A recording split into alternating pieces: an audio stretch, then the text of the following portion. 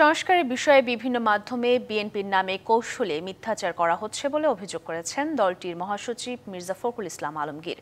বলেন, ঐক্য ও গণতন্ত্রের প্রশ্নে বিএনপির কোনো আপোষ নেই। অন্যান্য দলের রাজনীতিকরা বলেন, দেশের স্বাধীনতা সার্বভৌমত্ব রক্ষায় ঐক্যবদ্ধ থাকার বিকল্প নেই।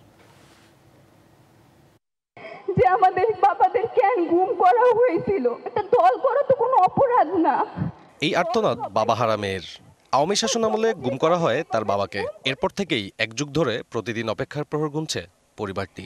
আমি আশা করি তারেক রহমান চাচু আমাদের বাবাদের খুঁজে দিবে, খুঁজে না দিতে পারলে এটার বিচার করবে। জুলাই আগস্টের গণঅভ্যুত্থান, গুম, বিচার বহির্ভূত হত্যা ও আন্দোলনে নিহতদের স্মরণে চিন্মৈত্রী সম্মেলন কেন্দ্রে জাতীয় ঐক্য ও গণতান্ত্রিক অভিযাত্রা শীর্ষক এই অনুষ্ঠানের আয়োজন করে বিএনপি। জুলাই আগস্ট গণঅভ্যুত্থান। এ সময় গুম, বিচার বহির্ভূত হত্যার শিকার ও অভ্যুত্থানে হতাহত পরিবারের সদস্যদের আহাজারিতে ভারী হয়ে ওঠে সম্মেলন কেন্দ্র।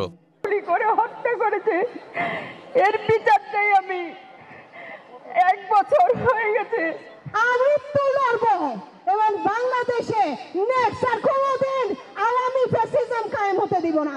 পরে ফ্যাসিবাদ বিরোধী আন্দোলনে অংশ নেওয়া রাজনীতিকরা বলেন, যে কোনো আধিপত্য রুখে দিয়ে দেশের সার্বভৌমত্ব রক্ষায় ঐক্যবদ্ধ থাকবেন তারা।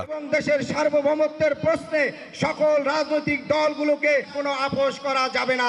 আমাদের সবার একটা জায়গায় এক থাকতে হবে।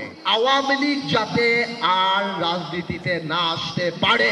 অন্যের সাথে আমার দ্বিমত আছে, কিন্তু সেই দ্বিমতকে আমি একটা গণতান্ত্রিক পদ্ধতিতে নিষ্পন্ন করতে চাই। জাতীয় স্বার্থে, দেশের স্বার্থে এবং ফ্যাসিস্ট শক্তি আওয়ামী লীগের বিরুদ্ধে যে কোনো ঐক্যবদ্ধ সংগ্রামে আমরা থাকবো ইনশাআল্লাহ। ইলেকট্রা এয়ার কন্ডিশনার কম বিদ্যুৎ খরচে দেবে অধিক শীতলতা আর সেভিংসও হয়ে যাবে। তাই পরের পর্বে বক্তব্য রাখেন বিএনপি স্থায়ী কমিটির সদস্যগণ। বলেন, রাজনৈতিক দলগুলোর নানা বিষয়ে ভিন্নমত থাকলেও স্বাধীনতা সার্বভৌমত্বের প্রশ্নে সবাইকে এক থাকতে হবে।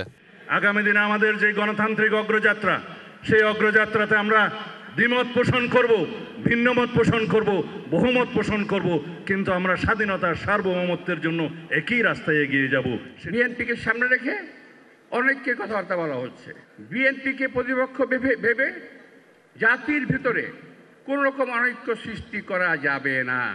অনুষ্ঠানে বিএনপি মহাসচিব বলেন, বিএনপিকে অহেতুক দোষারোপ করে জাতীয় ঐক্য সম্ভব নয়। এখন অত্যন্ত সুচতুরভাবে একটা প্রোপাগান্ডা চালানো হচ্ছে যে বিএনপি সংস্কার মানছে না বলেই দেরি হচ্ছে।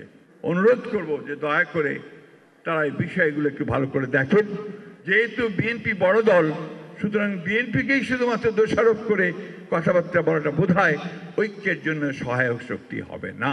জুলাই আগস্ট সহ গেল 16 বছরের নির্যাতিত এসব পরিবারকে দ্রুত পুনর্বাসন করে দেশে মানবাধিকার প্রতিষ্ঠার জোর দাবিও জানান বিএনপির শীর্ষ নেতারা। সুযোগ সৃষ্টি হয়েছে নতুন করে বাংলাদেশকে গড়বার। সাব্বির রোজ, ডিবিসি নিউজ, ঢাকা।